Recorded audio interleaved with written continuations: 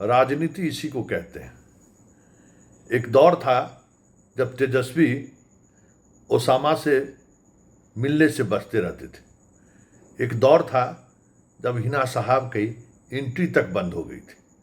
एक दौर था जब तेजस्वी पहली बार ओसामा के बहन की शादी में पहुंचे तो वो तस्वीर, मुलाकात की तस्वीर बाहर ना आए, इसके जुगत में वो लगे रहे। अपने पूरे सोशल मीडिया की टीम को ये हिदायत दे रखा था कि कोई भी ऐसी तस्वीर बाहर ना जाए जिससे मेरी यह छवि परिलक्षित हो कि हम भी अपने पिताजी की तरह शहाबुद्दीन के सामने उसी तरीके से अपना व्यवहार प्रस्तुत कर रहे हैं।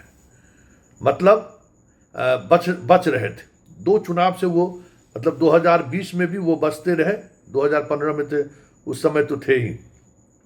2020 में साफ कई मौके पर यह दिखा कि तेजस्वी कहीं न कहीं दूरी बना रहे हैं। लेकिन आज देखिए कि दोनों साथ एक गाड़ी में घूम रहे हैं, और वो भी जिसकी वजह से इस परिवार की दूरी शहाबुद्दीन से बढ़ी, उसके साथ घूम रहे हैं। अवध नारायण चौधरी के साथ घूम रहे हैं।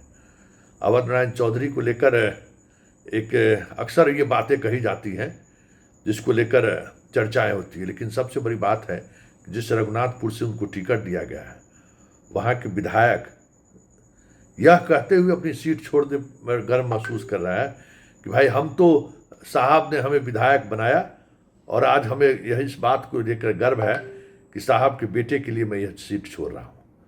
ये अपने आप में एक बड़ी बात है। आज के दौर में इतनी वफादारी कौन निभाता है।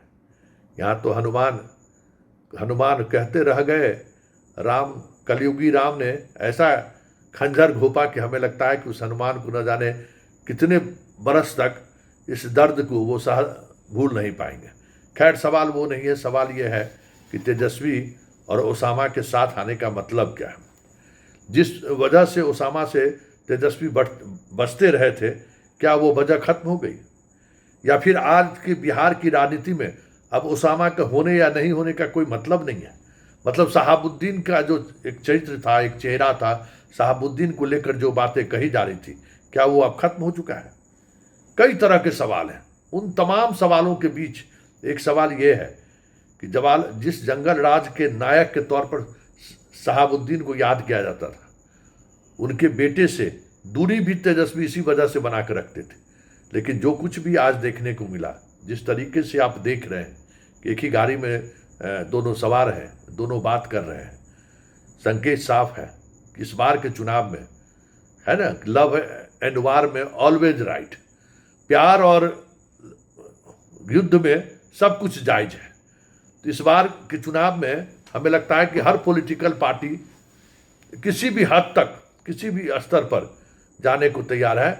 और यह बात ओसामा और तेजस्वी के साथ गाड़ी में बैठने और घूमने के सहारे जो संकेत देने की कोशिश हुई है, उससे कम से कम राजनीतिक पंडित यही मतलब निकाल रहे हैं।